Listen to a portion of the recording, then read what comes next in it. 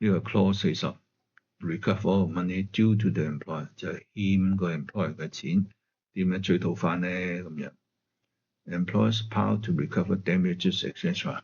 呢度咧就係個意思啦，點樣去佢去攞翻啊，去追討翻嗱咁呢個 damages 就賠償啊，仲有好多其他 etc. 一大堆嘢嘅，咁用呢就係主要嘅代表啦。你點樣追討翻佢賠償咧？個權係點咧？咁你要講跟住下邊啲卷好長嘅，咁試下咧就跳住嚟讀嚟睇，等人希望容易明白啲啦。嗰日 the employer may make any deduction from amounts due to the contractor including retention。嗱，中間啲唔好理佢字先，你就睇呢個 employer 咧可以咧從咧應該支付俾 contractor 嘅金額之中咧扣。有個扣數，好易明啦，係咪？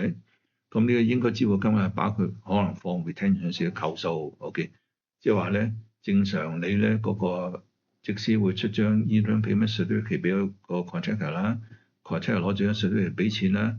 咁但係如果個業主按照合同係應該有啲扣數嘅嘢咧，就可以喺呢個應支付嗰個 payment cert 裏邊咧，當佢真係俾錢先扣錢嘅，即係講呢樣嘢 ，OK？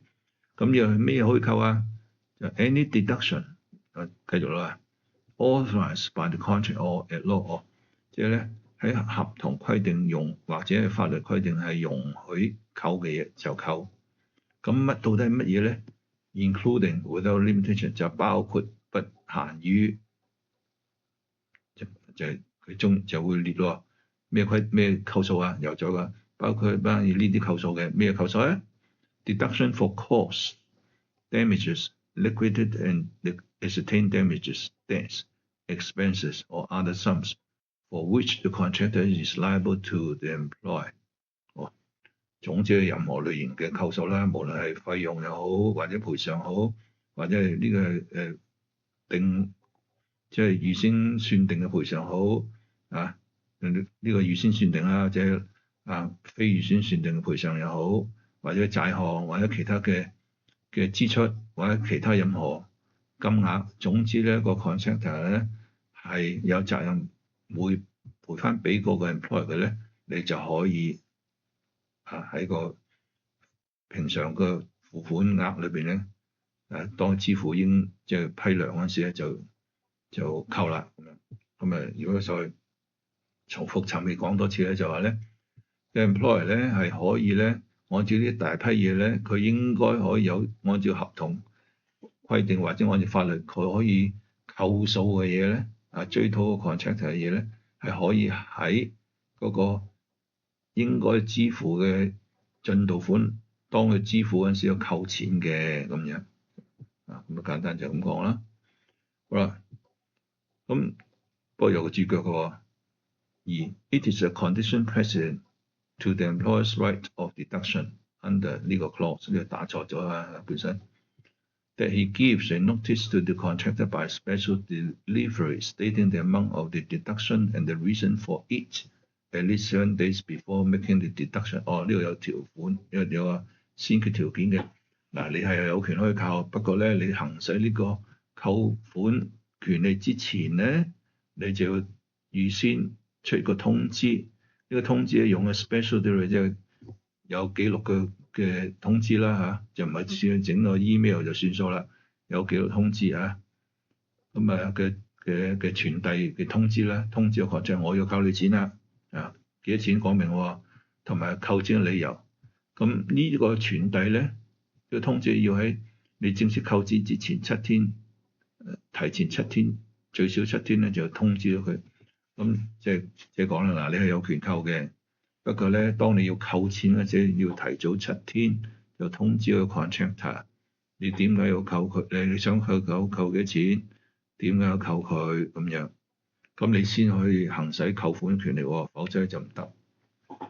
咁當然咧就係最按照合同嘅規定做法啦。咁但係好多時業主都唔理咁多啦，總之就扣咗咧就係。到時你拗到啦，拗話你唔啱規矩咯。咁當然如果你係未到打官司情況嘅，咁 employer 都唔係個 contract 就冇辦法啦，俾你扣咗錢，至多繼續出信話你唔應該扣啫嚇。咁啊，但去到打官司嗰陣時，就可能個官就會判啦。喂，你當日扣呢個咧係不合呢個規定，要嘔翻出嚟先。嗱，雖然咧個 contract 咧始終係即係爭你錢嘅，不過你當日呢個呢個扣款呢個程序唔啱咧，你要先嘔翻出嚟，再做嗰啲程序去扣過，咁可能會咁樣嘅情況啊。咁呢個就係呢個呢個就係呢個合同咧，呢個標準合同所寫嘅扣款嘅方式。嗱，咁呢度咧未有一個未講一樣咧，你可唔可以作為一個債項追討嗱？我哋其他講呢個標準合同咧，其實喺第二啲條款咧有一個recover as a debt 嘅，即係有兩個做法。當你想攞翻呢個錢嗰陣時咧，係一就係個平時支付工程款嗰陣時出糧嗰陣時咧嚇，扣翻佢，咁即係呢個括號40呢個 clause 40所講嘅嘢啦。但係另外咧可以另外出個 demand 嚇，因為要求另外佢自己咧唔係扣錢喎，不過自己揞翻錢出嚟喎，recover as a debt。咁所以 recover as a debt 嗰樣咧係仍然存在可以嘅。呢度只係規限啫。如果你要扣人個糧款咧，你要做好多動作通知。預早通知啊，要講埋理由。好啦，呢個就標準嘅程序。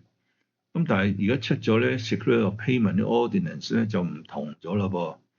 啊 Security of Payment 咧就話咧每期申請糧款咧你就要批啊，即係 employer 要出個 payment，contract 要出個上個 payment claim， 話佢想幾多錢，個 employer 咧就有 payment response。咁當然 payment response 可以而家用即時出嚟咧，代表相等於 payment response， 話俾幾多錢。咁但係咧，你出咗 payment response 之後咧，你要跟足個 payment response 俾錢㗎咯噃。如果唔係咧，嗰個 contract 咧可以提出呢個爭議嚇，係要求咧呢個審裁㗎喎啊。咁所以俾足錢啦。咁同呢個有咗抵觸啦。如果呢個咧就話咧，人哋出咗 cert 之後啊，譬如出 cert 14天之內俾錢。咁你14天之內，你即係就14天要夠鐘啦，但係你提前7天就通知佢扣款啊，包括扣 LD 啦，你可以咁做嘅。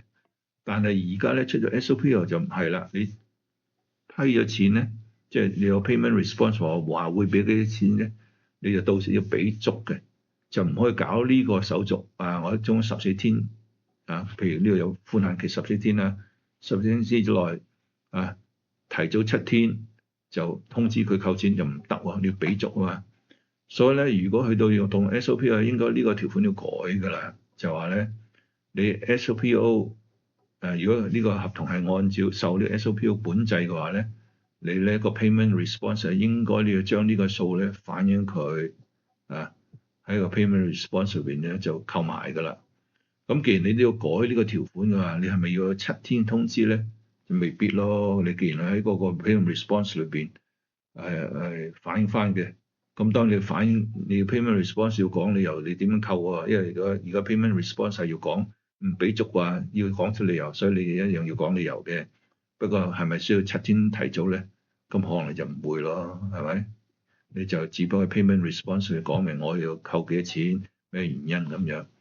當然，如果你話我想做好啲啊，都要早啲通知佢嘅。你可以作為 employer 即使可以咁做嘅，即係費事咧佢一收到 payment response 發覺你突然間要扣錢，呱呱叫咁樣 dispute，咁啊即係都係會 dispute 啦，係咪？咁啊，我早啲通知佢，但係早通知佢未必一定要講明規限要7天嘅。總我早通知可能一早講明14天又得，2天又得，即係冇所謂。總之你預早通知，等佢有一個反對嘅時間。但係唔需要一定要寫明7天咯，啊7天就變咗太過規限咗自己啊。總你有足夠時間俾佢預早，你出個 payment response 即係 payment certificate 咧嗰陣時，都通知咗佢，等佢有個反對嘅一個機會，咁就應該 OK 㗎啦嚇。咁所以呢個如果 SOPO 咧呢個 clause 咧應該都要修正㗎啦。好啦。咁啊，你話喂，我想通知早幾日，佢都反對咁點啊？咁你當然自己決定啦嚇，係咪真係喺佢會有機會反對啊？有機會拎去做 dispute 嗰陣時，你就要扣咧，定係早啲更早啲通知佢傾掂佢咧，咁即係到時你咧呢個即係去管轄呢個合同嗰陣時咧，管理合同嗰陣時就要個手段咧就要恰當啲啦。OK，咁你要講呢度。